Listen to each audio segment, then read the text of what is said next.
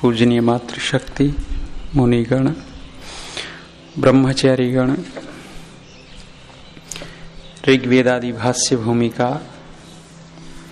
उपासना विषय और उपासना विषय में योग के विघ्न और वो होने से क्या होता है वो देख रहे थे हम। व्यक्ति दुखी हो जाता है, ऐसा होने पर अंग कांपने लगते हैं, श्वास पर श्वास का विक्षेप हो जाता है और मन के अंदर दौर मनुष्यता आ जाती है, ऐसा हम देख रहे थे। अब कह रहे हैं ये चारों चीजें किसको होती हैं? ऋषि ने कहा एते विक्षेप सह भो चित्त विक्षिप्त चित्तस्य एते भवन्ति। ये दुखी हो जाना, मन का दौर मनुष्यता आ जाना, मन में श्वास पर श्वास की गति बढ़ जाना और अंगों में कंपन होना, ये जिसका चित्त कमजोर है, विक्षिप्त चित्त है, उसके साथ होते हैं। समाहित चित्तस्य एते न भवन्ति। जिसका चित्त समाहित है उसको ये नहीं होते। एक कसौटी दे दी, जिसका समाहित चित्त होगा, एकाग्र चित्त होगा, विषयों में चित्त नहीं जिसका भागता है उसको ये नहीं होंगे, और जिसका समाहित चित्त नहीं है, विषयों की तरफ चित्त भागता है, संसार में भागता है, उसको ये होंगे। अब करें अथ एते विक्षेपाः समाधि प्रतिपक्ष पक्षाः ताभ्याम एव अभ्यास वैराग्याभ्याम निरोधव्या। ये जो समाधि के शत्रु हैं, इन विक्षेपों का उन अभ्यास और वैराग्य नामक उपायों से निरोध करना चाहिए। पीछे अभ्यास और वैराग्य की बात कही थी। इन चित्त की वृत्तियों को कैसे रोका जाए, तो ऋषि ने दो उपाय बताए थे, अभ्यास और एक वैराग्य। इन दोनों से इनको हटाने का, रोकने का उपाय करना चाहिए। अब उस बात का यहाँ उपसंहार करते हुए कह रहे हैं तत्र अभ्यासस्य विषयम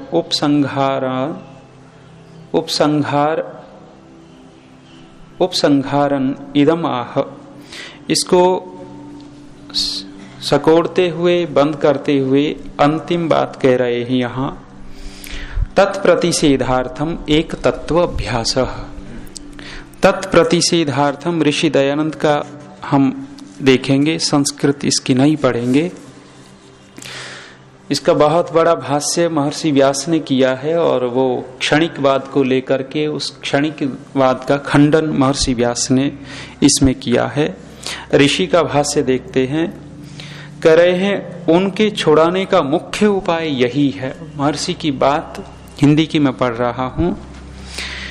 जो केवल एक अद्वितीय ब्रह्म तत्व है, उसी में प्रेम और सर्वदा उसी की आज्ञा पालन में पुरुषार्थ करना, ये इन 9 विघ्नों को और दुख दौर मनस्यांग में जत्व श्वास पर श्वास, इनको छुड़ाने का केवल और केवल एक तरीका ऋषि बता रहे हैं। अर्थवाद भी हो सकता है इसमें। दूसरा पूज्य आचार्य जी से हमने अनेक बार सुना है प्रतिपक्ष भावना, वो भी बहुत बड़ी बात है। और इस योग दर्शन में प्रतिपक्ष भावना बहुत बड़ा साधन दिया है। कोई भी हमारे अंदर विषय जगता है, दुष्प्रवृत्ति जगती है, उसके तत्काल यदि हम प्रतिपक्ष भावना देख लेते हैं, अर्थात उसमें हानि देखने लगते हैं, दुख देखने लगते हैं, तो वो जो हमारे अंदर विचार चला था वो कमजोर होता है। ऋषि दयानंद इसको भी एक बहुत बड़ा मान रहे हैं। कह रहे हैं कि जो केवल एक अद्वितीय ब्रह्म तत्व है, उसी में प्रेम और सर्वदा उसी की आज्ञा पालन में पुरुषार्थ करना, यहां भी वही प्रतिपक्ष भावना ही दिख रही है। अर्थात विषयों में प्रेम न होकर के परमात्मा में प्रेम हो जाना बड़ी बात है। विषयों में जाएगा वहां दुख देखेगा और परमात्मा को देखेगा तो उसमें सुख देखेगा, प्रेम देखेगा। करें वही एक उन विघ्नों के नाश करने को वज्र रूप शस्त्र है, अन्य कोई नहीं। इन जितनी भी वासनाओं को अथवा ये जो क्लेश दिए हैं, 9 प्रकार के विघ्न दिए हैं, इनको दूर करने का एक वज्र रूप शस्त्र स्वामी दयानंद जी कह रहे हैं, अन्य कोई नहीं है। कितने भी उपाय हम संसार के अपनाते रहें, लेकिन ये अंदर के दुख दौर मन से नहीं दबेंगे। अंदर की चीज अंदर से ही समाप्त होगी, बाहर की चीज बाहर से समाप्त होगी। माने प्रधान जी डॉक्टर धर्मवीर जी एक बात प्राय करके कहते हैं, चेतन को अंदर से बढ़ाया जाता है और जड़ को बाहर से बढ़ाया जाता है। माने जड़ मूर्ति है तो जड़ मूर्ति को बाहर से लीपा पोती करते हैं तो उसमें कुछ दिखता है, और जो चेतन है उसको बाहर से लीपने पोतने से नहीं होता, उसको अंदर देना पड़ता है। अंदर खिलाते हैं तो तगड़ा हो जाता है। ऐसे ही अंदर के जो दुख हैं, अंदर के जो विक्षेप हैं, वो अंदर का ही उपाय इनको दूर कर सकता है, बाहर का उपाय दूर नहीं कर पाएगा। इसलिए ऋषि ने लिख दिया कि ये वज्र रूप शस्त्र है। सब मनुष्यों को अच्छी प्रकार प्रेम भाव से परमेश्वर की उपासना योग में नित्य पुरुषार्थ करना चाहिए कि जिससे वे सब विघ्न दूर हो जाएं। ये विघ्न प्रेम भाव से परमात्मा की उपासना योग में नित्य पुरुषार्थ करें। ऋषि ने पुरुषार्थ जोड़ा है, ये पुरुषार्थ ही नहीं हमसे हो रहा। संध्या में बैठा दिए तो माथा टेक करके सोने लग गए, कह रहे नींद आ जाती आंख बंद करते ही। इस उपासना योग में भी पुरुषार्थ करना पड़ता है, ऐसी उपासना नहीं होती। आसन लगा करके कुछ देर टिकना पड़ेगा, ये भी पुरुषार्थ है। हम ऊपर से नीचे आकर के विशाल भवन में बैठते हैं, ये भी पुरुषार्थ है। किसके लिए बैठ रहे हैं? नहीं तो वही ना तख्त पे पड़े पड़े कह देते हमारी तो हो गई उपासना। उपासना योग के लिए भी पुरुषार्थ करना पड़ता है, और ये पुरुषार्थ जो उपासना योग के लिए करने लग गया, ऋषि दयानंद कह रहे हैं कि उसके अंदर के विघ्न निश्चित है दूर होंगे। लेकिन बहकाने लग गए, अपनी गलती नहीं मानते। वो हमसे होता नहीं, वो इतनी अंदर से गलती नहीं मान रहे, गलती दूसरे पर मर देते हैं और सोचते हैं कि परमात्मा कर देगा सब कुछ। हे भगवान तू ही कर दे, मेरे अंदर तो कुछ है ही नहीं, मैं तो कर ही नहीं सकता। ऋषि दयानंद सत्यार्थ प्रकाश में क्या लिखते हैं? कह रहे हैं कि जो परमात्मा की पुरुषार्थ करने की आज्ञा है उसको जो कोई तोड़ेगा उसको सुख कभी न होगा। अर्थात पुरुषार्थ करना पड़ेगा। बच्चा प्रार्थना कर रहा है, हे भगवान भारत की राजधानी मुंबई बना दे। भारत की राजधानी मुंबई बना दे, और 20 बार प्रार्थना दोहरा दी। पास में खड़े व्यक्ति ने सुना, कहने लगा बच्चे को कि भले आदमी, भारत की राजधानी तो जो है वो तो है, मुंबई को क्यों कह रहा है?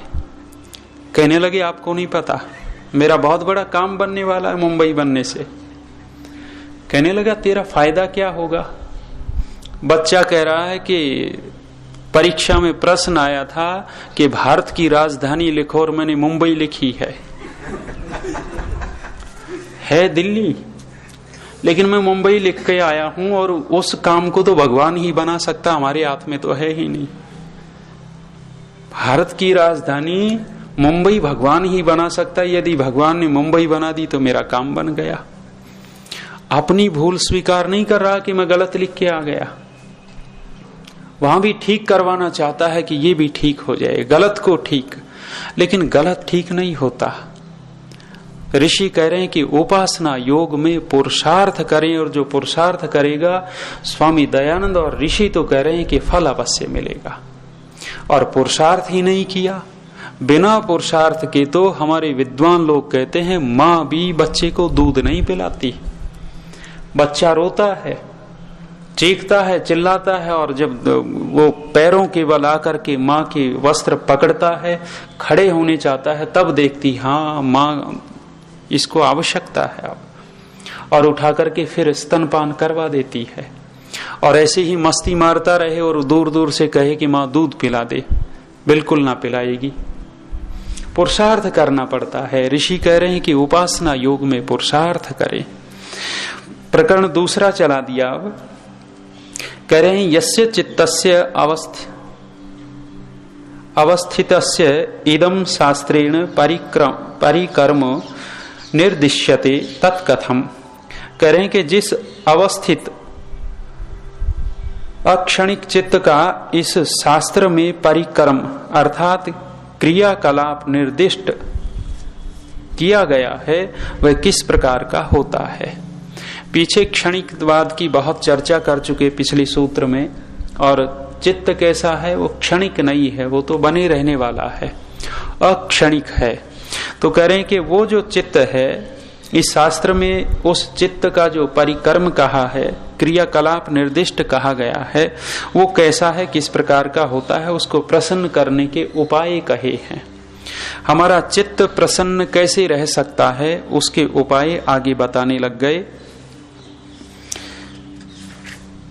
सूत्र प्रसिद्ध सूत्र है, आपने सुन रखा है, याद भी है। मैत्री करुणा मुदितोपेक्षाणाम सुख दुख पुण्य पुण्य विषयाणाम भावना तश्चित्त प्रसादनम। प्रसिद्ध सूत्र है। कह रहे हैं कि संसार में 4 प्रकार के व्यक्ति मिलेंगे, विभाग कर लो, और उन 4 प्रकार के व्यक्तियों का विभाग करके उनके साथ यथा योग्य व्यवहार करने लग जाओ। महर्षि स्वामी दयानंद जी ने सूत्र बनाया, नियम बनाया। 10 नियमों में आर्य समाज के एक नियम क्या बनाया, सबके साथ प्रीति पूर्वक धर्मानुसार यथा योग्य वर्तना चाहिए। कई सारे शब्द ऋषि ने जोड़ दिए, सबके साथ प्रीति पूर्वक धर्मानुसार यथा योग्य, 3 बातें जोड़ दी। प्रीति पूर्वक व्यवहार हो, धर्मानुसार हो और यथा योग्य हो। कहीं कहीं हमारा यथा योग्य होता है तो प्रीति पूर्वक नहीं होता, कहीं हमारा प्रीति पूर्वक होता है तो धर्मानुसार नहीं होता, कहीं न कहीं गड़बड़ हो जाती है। ऋषि ने जो श्रृंखला लिखे ही इसके अनुसार यदि हमारा व्यवहार होता है, निश्चित है कभी हम समाज में मार न खावेंगे, कोई हमारा विरोध ही न होगा। लेकिन यदि हमारा विरोध ही है कोई अकारण से, कोई लंबा चौड़ा हमने उसका अपराध नहीं किया, और हम फिर व्यवहार इस सूत्र के अनुसार नहीं कर पा रहे, तो निश्चित है मिल जाएंगे, विरोध होगा। जहां प्रीति नहीं होगी, जहां धर्म नहीं होगा, जहां यथा योग्य नहीं होगा, वहां शत्रु अपने आप तैयार हो जाते हैं। कह रहे हैं कि मैत्री करुणा मुदितो उपेक्षा नाम, मित्रता होवे, करुणा होवे, प्रसन्नता हुए और उपेक्षा हुए, किन के प्रति, सुख दुख पुण्य पुण्य विषयाणाम, सुखी लोगों के प्रति, दुखी लोगों के प्रति, पुण्य आत्माओं के प्रति और अपुण्य पापी जो लोग हैं उनके साथ। माने कह रहे हैं कि मित्रता तो उनके साथ हो जो सुखी संपन्न आनंद में रह रहे हैं, उनके साथ मित्रता हो। लेकिन मित्रता की अपेक्षा हमने ईर्ष्या पाल ली, ईर्ष्या पाल ली तो परेशान रहेंगे, दुखी रहेंगे। उनको देख करके चिढ़ने लग गए, उनको देख करके दूर भागने लग गए, सुखी नहीं हो सकते। ईर्ष्या परेशान करती है व्यक्ति को, और धनी संपन्न सुखी लोगों से कभी ईर्ष्या नहीं करनी चाहिए, मित्रता कर लेनी चाहिए। ऋषि ने कहा है ईर्ष्या कितना परेशान करती है, दूसरे की उन्नति देखना ही नहीं चाहती। कहने लगे 2 लोगों ने बड़ी भक्ति की, देवी जी की भक्ति कर ली, और कथा अनुसार देवी जी प्रकट हो गई। देवी जी प्रकट हुई तो कहने लगे कि तुमने भक्ति बहुत की है, मांगो जो मांगना है। एक तो भयंकर ईर्ष्यालु था और एक भयंकर लोभी था। कहने लगी जो मांगोगे वो दूंगी, लेकिन होगा क्या कि जो पहले मांगेगा उसके पास तो आएगा ही आएगा, लेकिन दूसरे को डबल मिलेगा, दुगना मिलेगा। अब ईर्ष्यालु ने सोचा कि तूने जबान खोली तो डबल इसके पास जाएगा, और लोभी मन में कल्पना कर रहा है मुझे मांगने की जरूरत ही नहीं, ये मांगेगा डबल अपने आप आएगा। दोनों मौन चुप। देवी जी कह रही है मांग लो जो मांगना है, लेकिन जबान ने खुले। दोनों उधेड़ बुन में है मन में। लोभी सोच रहा है यदि जबान खोल दी तो एक गहरा मिलना है, दुगना इसके पास जाएगा, और ये सोच रहा है यदि मैंने मांग लिया तो दुगना इसके पास जाएगा। दोनों उधेड़ बुन में है मन में। वो लोभी सोच रहा है यही मांग ले वे, अच्छी बात रहेगी। देवी जी ने कहा कि जाने वाली हूं, मांगना है तो मांग लो। ईर्ष्यालु ने कहा हम ही मांग लेते हैं। देवी जी से कहा कि देवी जी एक बात कर दे, मेरी ये एक आंख फोड़ दे, मेरी ये एक आंख फोड़ दे। ईर्ष्यालु व्यक्ति है। देवी जी ने कह दिया तथास्तु।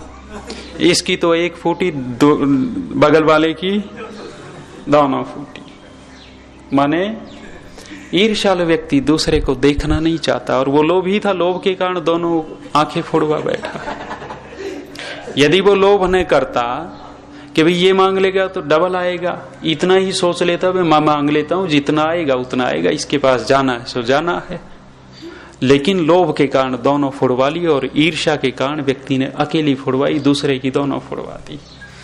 इसलिए कह रहे हैं कि मैत्री, जो सुखी संपन्न लोग हैं उनके साथ मित्रता करें, ईर्ष्या न करें, द्वेष न करें, उनको देख करके भागे नहीं। फिर कह रहे हैं करुणा, जो दुखी लोग हैं, परेशान लोग हैं, बेचारे हैं, अंदर से कोई न कोई कारण से, परिवार से, समाज से पीड़ित हैं अथवा रोग से पीड़ित हैं, उनके साथ क्या करें? करुणा। करुणा का भाव। करुणा किसको कहते हैं? दया का भाव रखें। बेचारे हैं, वहां प्राय करके हमसे घृणा हो जाती है। सुखी संपन्नों को देख करके तो ईर्ष्या द्वेष हो सकता है, लेकिन जो दुखी हैं, परेशान हैं, बेचारे हैं, रोगी हैं, उनको देख करके हमारे अंदर घृणा हो सकती है। इसलिए ऋषि ने लिखा है कि वहां जो है घृणा न करें, उनके ऊपर दया करें। दया का भाव आ गया तो निश्चित है मन के अंदर प्रसन्नता रहेगी, और विपरीत कर दिया तो दुखी रहेगा व्यक्ति। ऋषियों ने समाज में जीने की कला सिखाई है। यदि हम ऋषियों को पकड़ करके चलते हैं तो निश्चित है आगे बढ़ेंगे। पीछे भी मैंने शायद कहा था कि आज समाज में ढेर लोग हैं जो एक एक व्याख्यान के 1-1 लाख रुपए ले लेते हैं, और वो कहते क्या हैं? हम समाज में जीना सिखाते हैं, हम समाज में व्यवहार करना सिखाते हैं।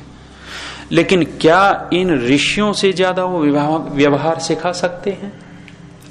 ऋषियों को आप देखेंगे, किसी भी ऋषि को उठा करके देखिए, योग दर्शन व्यवहार सिखाता है, आपका आयुर्वेद व्यवहार सिखाता है, आपका वैशेषिक दर्शन व्यवहार सिखाता है, मनुस्मृति व्यवहार सिखा रही है, वेद व्यवहार सिखा रहा है। हमारे यहाँ कमी कहाँ है? लेकिन वो आ जाता है तो भीड़ लग जाती है, ऋषियों को उठा करके नहीं देखते। इसलिए ऋषियों को प्रमुख रखे हम। दूसरे लोगों ने जो कुछ सीखा है यहीं से लिया है, यहीं से लेकर के कुछ परिष्कार करके अपना बोलने लग गए और दुकानें चल रही हैं। ऋषियों को अपनाए, ऋषियों का अनुसरण करें। इतना ही। शांति पाठ। ओम द्यौः शान्तिरन्तरिक्षं शान्तिः पृथिवी शान्तिरापः शान्तिरोषधयः शान्तिः वनस्पतयः शान्तिर्विश्वे देवा शान्ति ब्रह्म शान्तिः सर्वं शान्ति रेव शान्तिः सामा शान्तिरेधि। ओम शान्तिः शान्तिः शान्तिः।